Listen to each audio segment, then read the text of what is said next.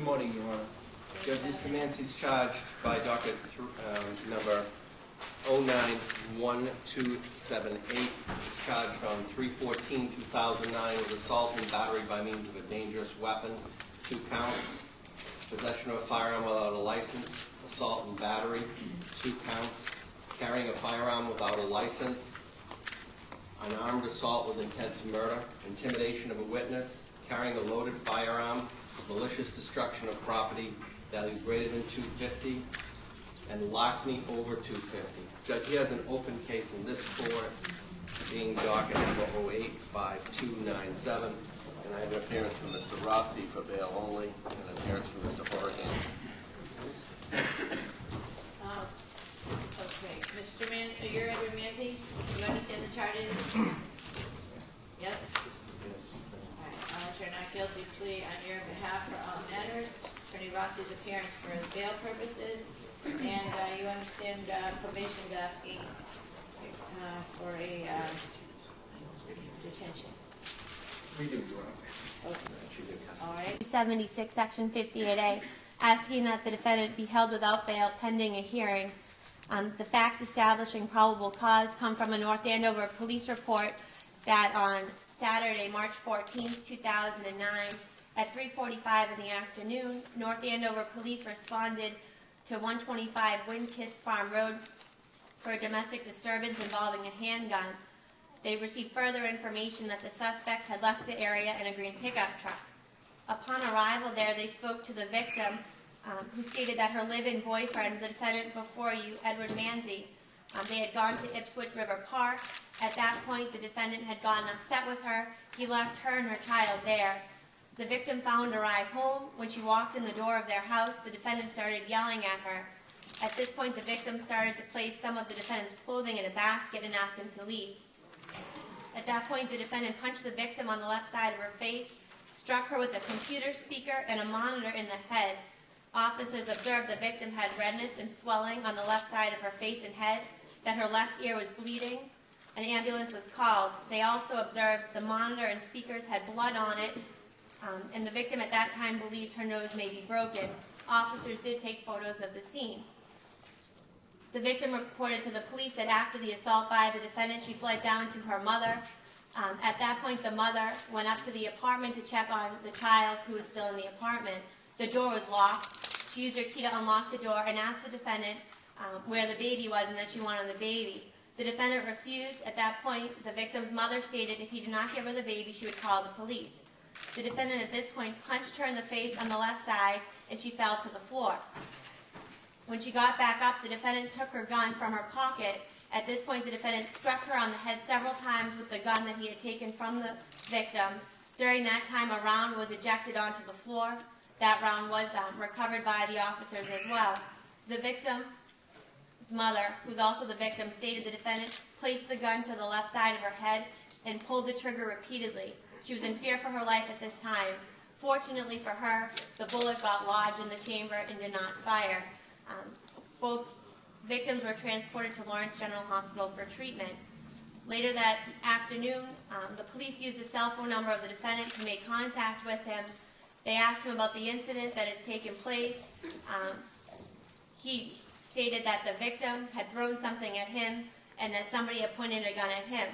When asked where the gun was, he stated that he threw it out the window. They tried to tell him how important it was for him to tell them where the gun was because there's children in the area. He told them an area where the gun may be.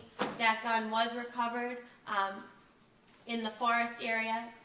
The magazine was still in the gun, and it still had rounds in the chamber. They asked him to turn himself in. He said he was gathering his thoughts and would not come to the police station.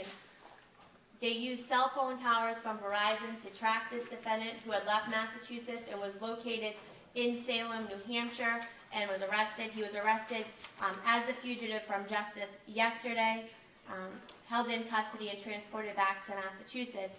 I will tell the court that there is a history of abuse between these two individuals based on the police conversation with the victim, as well as the fact that both victims were here before this court yesterday where restraining orders were issued. I'd ask that the defendant be served with those. I suggest that there is probable cause to hold this defendant for a hearing under 276, Section 58A. be released on appropriate pretrial release conditions. By way of introduction, Mr. Manzi is 47 years old. He has lived in the North Shore area his entire life. Maybe spending a little time in Florida during that, but not very much. He has a home in South Peabody, and he's going through a divorce with his wife. 3 children of that marriage, Your Honor, 2 children of that marriage, 20 and 15, and then he has a relationship with this Catherine Lambert, who he has a 9-month-old child with. He is a teacher at the Tewksbury, in the Tewksbury jurisdiction, and he's been teaching for 8 years there. Before then, he was working for the Lowell Sun as a reporter or as a writer for 3 years. So he has enormous ties and connection to this area, Your Honor. On the day in question, he suggests that Mr. Manzi was out in the park with Catherine. They were there together between 11:30 and 12 o'clock. She has a direct court order not to drink. They were to attend an AA meeting later that day. Mr. Manzi was getting upset that she was drinking. She was drinking at the park, and she was getting intoxicated and inebriated. When I'm told by Mr. Manzi that when Ms. Lambert gets drunk, she gets angry and she gets belligerent and physical. He decides to leave at that point. He gets into his car and goes and offers her a ride. She will not go. She wants to stay, and often gets a ride from somebody there. He's at home, and she comes in absolutely drunk. She's uncontrollable, she's loud, and she's angry. At that point, he gets angry because they're supposed to go to AA, and she's in violation of her probation at that time, Your Honor. And in police report, it literally suggests that Ms. Lambert, even after all of this, decided not to do anything. She didn't want anything to happen to him. It's on the 2nd or 3rd page of the police report, and was hesitant to talk to the police. And I suggest maybe because that is, and she's in violation of her own probation. At that time, Your Honor, pushing and shoving started. She's very physical when she gets intoxicated. She started pulling clothes off a shelf and putting them into a basket. That proceeded into the second room where the computer table is. At that point, pushing and shoving did happen on both parts, going back and forth. She, according to Mr. Manzi, she falls over the computer table, not before she picks up a ceramic mask and hurls it at him, and almost, it just misses him. He then tries to restrain her. She's so drunk that she falls over a computer table, and more damage happens. At that point, Your Honor, I'm told that Miss Lambert, Catherine Lambert, runs to her mother, who lives next door, calls her mother, and her mother, who's an attorney, I'm not familiar with her, but who's an attorney, not sure of her status, comes back in the house with a loaded gun and points it at Mr. Manzi and threatens to shoot him and wants him to leave immediately. Mr. Manzi then says that he was close enough to deflect the gun, hold her hand up, and was able to disarm her. At that point, Your Honor, he takes the gun, he gets into his car, he's confused, he doesn't know exactly what to do, he doesn't mean to flee to another state, he simply thought of the best friend he could think of, and he goes to try to clear his head. That happened to be Salem, New Hampshire. Your Honor, this is horrible facts. There is a lot going on here, and certainly some very intense things. But Mr. Manzi does not have a record except for a reckless driving condition, which is out of this court. I believe that there were only conditions of payment. I'm not sure. There was only conditions of payment upon that probation, Your Honor, which I understand he is going to make. He doesn't have any history of violence. It's convenient that Catherine Lambert speaks of a whole history of being punched and abused and so forth and so on. However, never taken a report against him, never filed any charges against him, never proceeded against him, and they have a 9-month-old together. I suggest that In this particular case, her record is more indicative of an aggressive behavior than his record, which is none at this point. Mr. Manzi has a sister who lives in New Jersey and a brother who lives in Salem, New Hampshire. Salem, Mass. At this point, we ask that a nominal but adequate bail be set between $5,000 and $8,000, which is he could borrow from one of his family members. That pretrial conditions be established as a stay away, even daily check-in with probation, and he has no history of defaulting. I suggest that when Mr. Horingham takes over for this case, that Mr. Manzi will be present, and he would even entertain home confinement, Your Honor.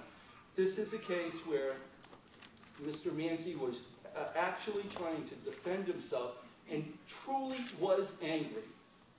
But he was angry because his girlfriend and the mother of his child was violating probation. She was absolutely intoxicated. And at this point, it obviously led to where we are today. We pray that a nominal, I'm sorry to use the words nominal, an adequate bail be set, $5,000 to $8,000. He does not have it. He would have to be indebted to somebody for that, and that he'd be released with conditions. I wasn't asking for bail. I was asking that he be held as probable cause. I believe that the defendant is held for the hearing, at which point, if a judge determines bail or conditions is appropriate, defense counsel can make that argument. But for today's purposes, I'm just asking that he be held without for a hearing. Determination. I'm going to hold Mr. Manzi without bail on the 58A. I'm going to hold the surrender. I'm not going to hold him without bail on the probation pending the 58A. Your Honor, Mr. Horingham will be stepping in he'll be taking the case from here, and his office tells me that Monday is best for him. I've already spoken to the Commonwealth about this. I believe Monday is a good day. It is. I have submitted the medical request order as well to the court. What's Monday's date? The 23rd, I believe. So you want these here?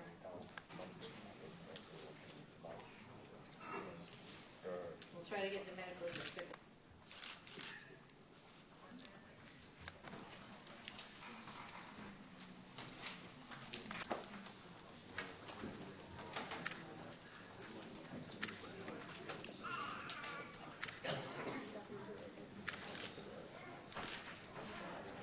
Pursuant to a Section 58A hearing, that hearing is going to be on March 23.